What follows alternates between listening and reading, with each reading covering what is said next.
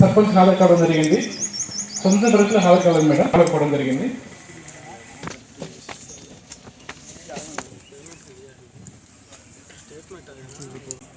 సంవత్సరం అయితే దాటినందున fixed step అయినదని పశువులతో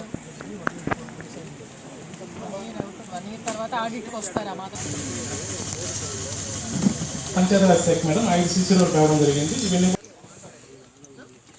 తమ్ముడు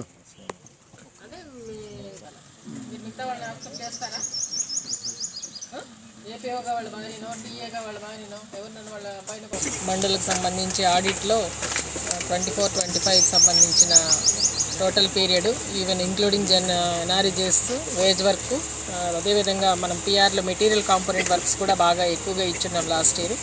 ఈ వర్క్స్ అన్నీ కూడా ఆడిట్ చేయడం జరిగింది. ఎస్ఆర్పి అండ్ డిఆర్పిస్ ఇంచుమించు 1 month పైనే ఇప్పుడు ఆడిట్ ఇది కూడా మారింది. ఇంతకు ముందులాగా ఒకేసారి వచ్చి చేయడం కాకుండా ఒక పంచాయతీని 2-3 పంచాయతీలు సైమల్టేనియస్గా జరుగుతాయి. లోకల్ డిఆర్పిస్ అదేవిధంగా ఎస్ఆర్పి పర్యవేక్షణలో జరుగుతుంది. ఈ మండలానికి సంబంధించి ఎక్స్పెండిచర్ 3 yearsకి కూడా 8,84 lakhs worth of rupees works చేయడం జరిగింది. దీనిలో వేజ్ కాంపోనెంట్ 5 crores, 3.5 crores వచ్చి పిఆర్ అండ్ ఎస్ఎస్ఏ వర్క్స్ సంబంధించిన వర్క్స్కి ఆడిట్ చేయడం జరిగింది. దీనిలో పంచాయతీ వైజ్ జరిగిన ఆడిట్లో నేను అబ్జర్వ్ చేసింది ఏమంటే ముఖ్యంగా రిజిస్టర్స్ అప్డేషన్ అనేది సరిగా లేదు. టోటల్ ఏపీఓ పర్యవేక్షణ లోపం దీంట్లో. ఎందుకంటే తను ఎవ్రీ వెన్స్డే మీటింగ్ జరిగేటప్పుడు రికార్డ్స్ని పరిశీలించవలసిన బాధ్యత ఏపీఓ పై ఉంది.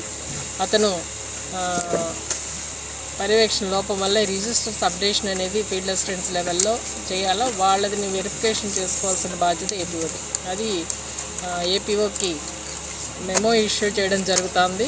అదేవిధంగా టెక్నికల్ డీవియేషన్స్ అండ్ మస్టర్ డీవియేషన్కి సంబంధించి 3,59,000కి సంబంధించి డీవియేషన్స్ వర్కౌట్ చేయడం ఉంది. కొన్ని వర్క్స్కి సంబంధించి డీవియేషన్స్ని ఏపీడీ వెరిఫికేషన్కి ఇవ్వడం జరిగింది. ఏపీడీ వెరిఫికేషన్ చేసిన తర్వాత రిపోర్ట్ ఇవ్వగానే దానిపైన కూడా ఫైనల్ డెసిషన్ తీసుకోవడం జరిగింది.